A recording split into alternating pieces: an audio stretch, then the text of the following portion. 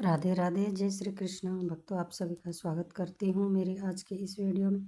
आज की वीडियो में हम पुरुषोत्तम मास के महात्म्य का 24वें अध्याय का श्रवण करेंगे। पुरुषोत्तम मास जिसमें भगवान की भक्ति करने से सभी दुख तकलीफ समाप्त हो जाती हैं।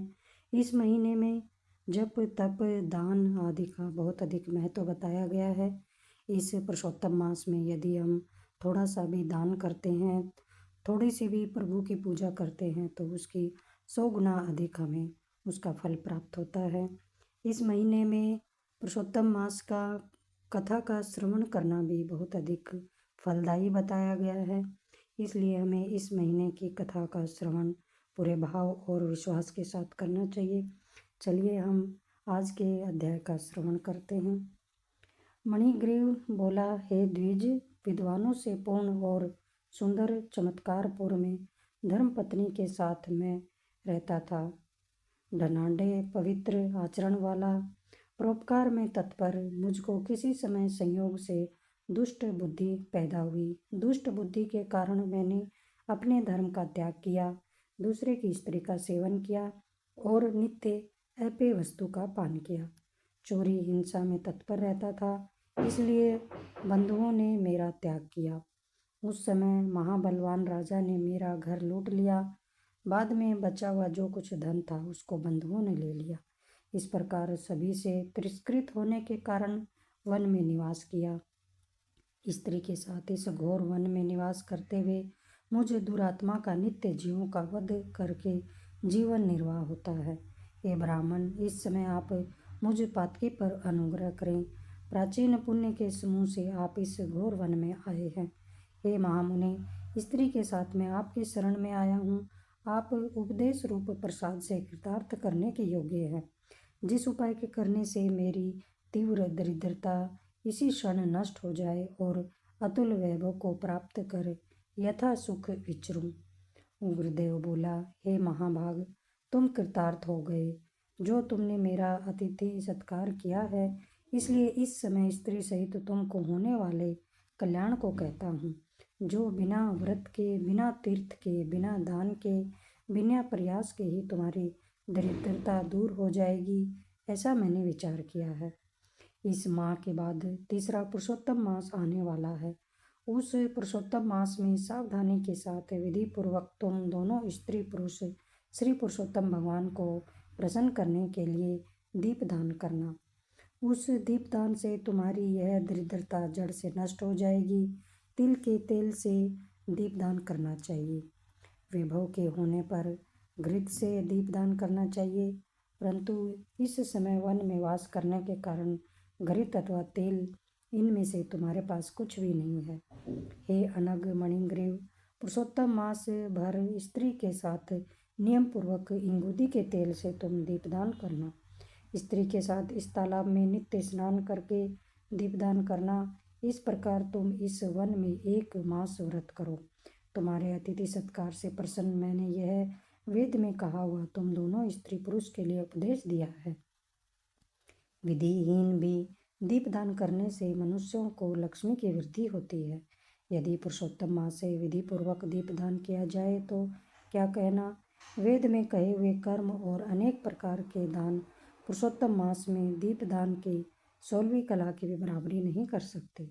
समस्त दीप समस्त शास्त्र पुरुषोत्तम मास के दीपदान की 16वीं कला को भी नहीं पा सकते। योग दान सांख्य समस्त तंत्र भी पुरुषोत्तम मास के दीपदान की 16वीं कला को नहीं पा सकते।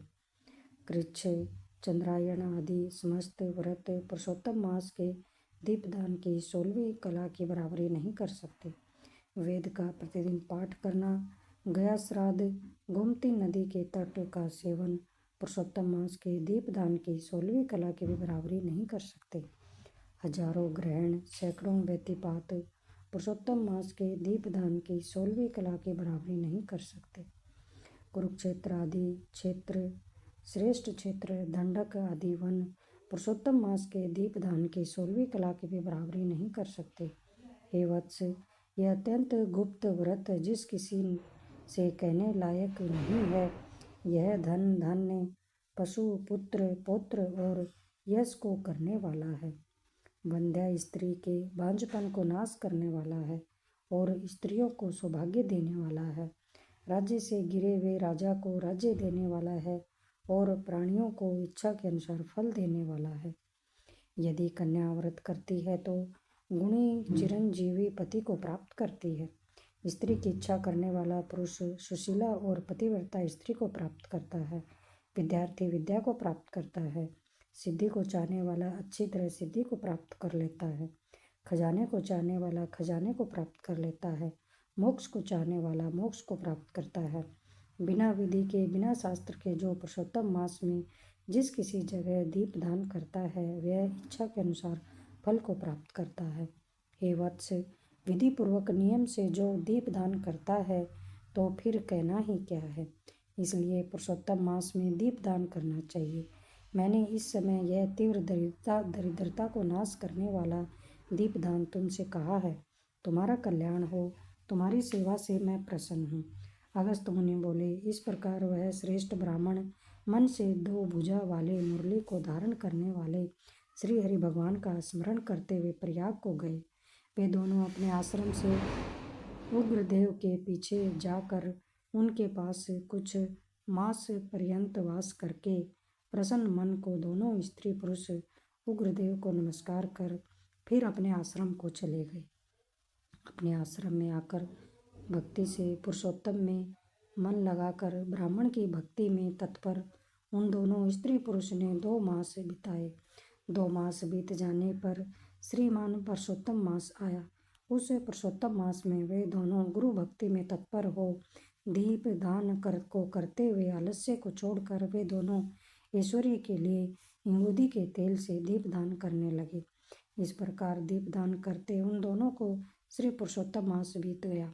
उग्रदेव ब्राह्मण के प्रसाद से शुद्ध अंतःकरण होकर समय पर काल के वशीभूत हो इंद्र की पुरी को गए। वहाँ होने वाले सुखों को भोग कर पृथ्वी पर भारत खंड में उग्रदेव के प्रसाद से श्रेष्ठ जन्म को उन दोनों स्त्री पुरुष ने धारण किया। पूर्व जन्म में जो तुम मृग की हिंसा में तत्पर मणिग्रीव थे वह वीरबाहु के पुत्र चित्रबाहु नाम से प्रसिद्ध राजा हुए। इस समय यह चंद्रकला नामक जो तुम्हारी स्त्री है वह पूर्व जन्म में सुंदरी नाम से तुम्हारी स्त्री थी। पतिव्रत धर्म से यह तुम्हारे अर्धांग की भागनी है। जो स्त्री पतिव्रता होती है वे अपने पति के पुण्य का आधा भाग लेने वाली होती है। श्री पुरुषोत्तम मास में इंगुदी के तेल से दीपदान करने से तुमको यह निष्कंटक राज्य मिला। जो पुरुष श्री पुरुषोत्तम मास में घृत से अथवा तिल के तेल से अखंड दीपदान करता है तो फिर कहना ही क्या है। पुरुषोत्तम मास में दीपदान का यह फल कहा है, इसमें कुछ संदेह नहीं है। जो उपवास आदि नियमों से श्री पुरुषोत्तम मास का सेवन करता है तो उसका कहना ही क्या है। वाल्मीकि मुनि बोले, इस प्रकार अगस्त मुनि राजा चित्रबाहु के पूर्व जन्म का वृत्तांत कहकर राजा चित्रबाहु से किए गए सत्कार को लेकर तथा अक्षय आशीर्वाद देकर चले गए। पुरुषोत्तम मास के महात्म्य का 24वां अध्याय समाप्त होता है। जय श्री कृष्णा। राधे राधे।